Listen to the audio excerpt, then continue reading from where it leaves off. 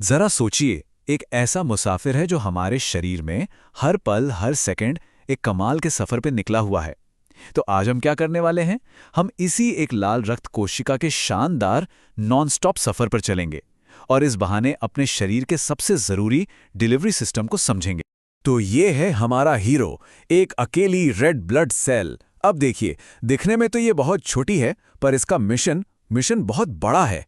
खरबों सेल्स तक जिंदगी देने वाली ऑक्सीजन पहुंचाना। और इसका ये कभी ना खत्म होने वाला सफर शुरू कहां से होता है? हमारे शरीर के इंजन यानी दिल से। तो इस पूरे सफर का जो हेडक्वार्टर है ना, वो है हमारा दिल। और यहीं से हमारी ये रेड ब्लड सेल दो अलग अलग लेकिन आपस में जुड़े हुए रास्तों पर निकल पड़ती है। और ये एक ऐसा लूप है जो कभी नहीं रुकता। ये जो इन्फिनिटी लूप है ना, यही तो पूरी कहानी है। इसे ऐसे समझिए कि ये 8 के शेप का एक रास्ता है।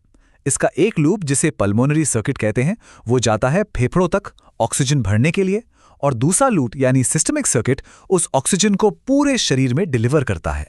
और ये दोनों मिलकर एक लगातार चलने वाला, जिंदगी देने वाला चक्कर बनाते हैं।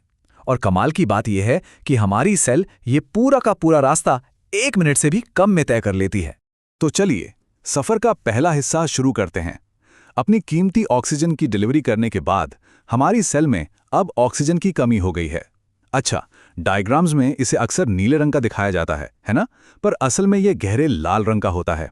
तो अब इसका अगला स्टॉप है फेफड़े। एक तरह से पूरे शरीर का चक्कर लगाकर जब ये लौटती है तो हमारी सेल दिल के राइट एट्रियम यानी दाहिने अलिंद में दाखिल होती है। पता है, अलिंद शब्द का मतलब ही एंट्रेंस हॉल होता है। और ये बिल्कुल एक वेटिंग रूम या रिसेप्शन जैसा है, जहां शरीर से वापस आने वाला सारा डीऑक्सीजनेटेड खून इकट्ठा होता है। अब यहां से आगे जाने के लिए हमारी सेल को एक वन वे गेट से गुजरना पड़ता है, जिसका नाम है ट्राइकस्पिड वाल्व। दिल में ऐसे 4 वाल्व होते हैं और इन सबका एक ही बहुत सिंपल सा लेकिन बेहद जरूरी काम है, ये पक्का करना कि खून उल्टी दिशा में वापस न बहे। मतलब कमाल की इंजीनियरिंग है जो फ्लो को एकदम सही बनाए रखती है। अच्छा, यहां एक बहुत आम गलतफहमी को दूर कर लेते हैं। हम अक्सर सोचते हैं कि आर्टरीज में साफ खून होता है और वेन्स में गंदा, है ना? पर ऐसा नहीं है। इनकी पहचान ऑक्सीजन से नहीं बल्कि डायरेक्शन से होती है। आर्टरीज यानी धमनियां खून को हमेशा दिल से दूर ले जाती हैं, और वेन्स यानी नसें खून को हमेशा दिल की तरफ वापस लाती हैं। तो सारा खेल बस डायरेक्शन का है। ओके, तो फेफड़ों में ऑक्सीजन का टैंक फुल करने के बाद हमारी रेड ब्लड सेल अब एकदम चमकीले लाल रंग की हो गई है, और अब ये तैयार है सफर के दूसरे और ज्यादा जोरदार हिस्से के लिए। अब इसका मिशन है इस ताज़ी ऑक्सीजन को पूरे शरीर में पहुंचाना। तो ऑक्सीजन से लबालब भरी हमारी सेल फेफड़ों से लौटकर आती है लेफ्ट एट्रियम यानी बाएं एलिन में, और फिर ये दिल के असली पावर हाउस में दाखिल होती है, लेफ्ट वेंट्रिकल यानी बायां निलय। बस यहीं से लगने वाला है सबसे जोरदार धक्का। और इसे पावर हाउस क्यों कहते हैं? क्योंकि लेफ्ट वेंट्रिकल की जो मसल वाली दीवार है वो राइट वाले से करीब करीब 3 गुना ज्यादा मोटी होती है। और इसे इतना मजबूत होना ही पड़ेगा क्योंकि इसे जबरदस्त प्रेशर बनाना पड़ता है ताकि खून सिर से लेकर पैर के अंगूठे तक पूरे शरीर में पहुंच सके, जबकि राइट वेंट्रिकल को तो बस खून पास वाले फेफड़ों तक ही तो भेजना होता है। तो सवाल यह है कि ये डिलीवरी होती कैसे है? इसे एक हाईवे सिस्टम की तरह समझिए। हमारी सेल सबसे पहले बड़ी आर्टरीज यानी मेन हाईवे पर सफर शुरू करती हैं, फिर ये छोटी आर्ट्रियोल्स यानी शहर की सड़कों पर जाती हैं, और आखिर में पहुंचती है पतली पतली कैपिलरीज यानी तंग गलियों तक। यही कैपिलरीज हैं असली डिलीवरी जोन, जहां ऑक्सीजन सेल्स को सौंपी जाती हैं। और वापसी का सफर भी बिल्कुल ऐसे ही होता है, छोटी वेन्यूल से बड़ी वेन्स के जरिए। लेकिन एक मिनट, एक सवाल है। ये जो दिल इतनी मेहनत कर रहा है, दिन रात पंप कर रहा है, क्या उसे खुद फ्यूल की जरूरत नहीं पड़ती? बिल्कुल पड़ती है, और इसीलिए दिल का अपना एक डेडिकेटेड फ्यूल सप्लाई सिस्टम होता है।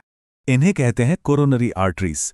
ये एओर्टा यानी शरीर की सबसे बड़ी धमनी से निकलने वाली पहली ब्रांच होती हैं, और ये दिल की सतह पर एक ताज की तरह लिपटी रहती हैं। इससे ये पक्का हो जाता है कि दिल की मसल्स को ऑक्सीजन से भरे खून का सबसे पहला और सबसे बढ़िया हिस्सा मिले, ताकि वो लगातार अपना काम करता रहे। और ये कितना ज़रूरी है, इसका अंदाज़ा आप इस बात से लगा सकते हैं कि दिल अपने वज़न के हिसाब से शरीर के किसी भी दूसरे ऑर्गन के मुकाबले सबसे ज़्यादा ऑक्सीजन इस्तेमाल करता है। ये एक ऐसा इंजन है जिससे लगातार बिना रुके फ्यूल चाहिए। तो ये पूरा सिस्टम वाकई इंजीनियरिंग का एक चमत्कार है, पर किसी भी कॉम्प्लेक्स मशीन की तरह कभी-कभी इसका आर्किटेक्चर फेल भी हो सकता है। तो चलिए देखते हैं कि जब इस कमाल के डिजाइन में गड़बड़ होनी शुरू होती है तो क्या होता है। आखिर दिल का स्ट्रक्चर इतना मजबूत और एफिशिएंट होता क्यों है? इसका जवाब छिपा है इसके आर्किटेक्चर में। रिसर्चर्स ने पाया है कि दिल की जो मांसपेशियां हैं वो एक बड़ी ही कॉम्प्लेक्स स्पाइरल यानी घुमावदार पैटर्न में जमी होती हैं, और यही पैटर्न इसे जबरदस्त ताकत देता है। अब जरा इस तस्वीर को देखिए। बाईं तरफ एक हेल्दी हार्ट है जिसने अपना टाइट स्पाइरल शेप बनाए रखा है, लेकिन दाईं तरफ एक ऐसा दिल है जो फेल हो रहा है। देख रहे हैं, वो स्ट्रक्चर अब नहीं रहा, ये खिंच गया है, अंडाकार हो गया है, और अब ये खून पंप करने में बहुत कम एफिशिएंट है। और रिसर्चर्स इसकी तुलना आर्किटेक्चर से करते हैं। एक हेल्दी हार्ट को वो कहते हैं गॉथिक हार्ट, जो गॉथिक मेहराबों की तरह ऊंचा और एफिशिएंट होता है। वहीं दूसरी तरफ एक फेल होते हुए दिल को वो रोमनेस्क हार्ट कहते हैं, जो रोमनेस्क स्ट्रक्चर की तरह चौड़ा, खिंचा हुआ और कमजोर हो जाता है। ये एकदम साफ दिखाता है कि कैसे शेप का सीधा असर काम पर पड़ता है। आर्किटेक्चर के अलावा वो जो वन वे गेट्स है ना, यानी वॉल्स, वो भी फेल हो सकते हैं, और इसमें दो मेन प्रॉब्लम्स आती हैं। पहली है स्टेनोसिस। इसमें वॉल्व सख्त और संकरा हो जाता है, जिससे दिल को खून आगे धकेलने में बहुत ज्यादा जोर लगाना पड़ता है। और दूसरी है रिगर्जिटेशन। इसमें वॉल्व ठीक से बंद नहीं हो पाता और खून पीछे की तरफ लीक होने लगता है। तो हमारी इस एक रेड ब्लड सेल के सफर से ये तो साफ हो जाता है कि दिल सिर्फ एक पंप नहीं है, ये तो आर्किटेक्चर का एक बेहतरीन नमूना है। और ये हमें सोचने पर मजबूर करता है कि कुदरत में जिंदगी की इस कॉम्प्लेक्स मशीनरी में ऐसे और कितने डिजाइन प्रिंसिपल्स छिपे हुए हैं।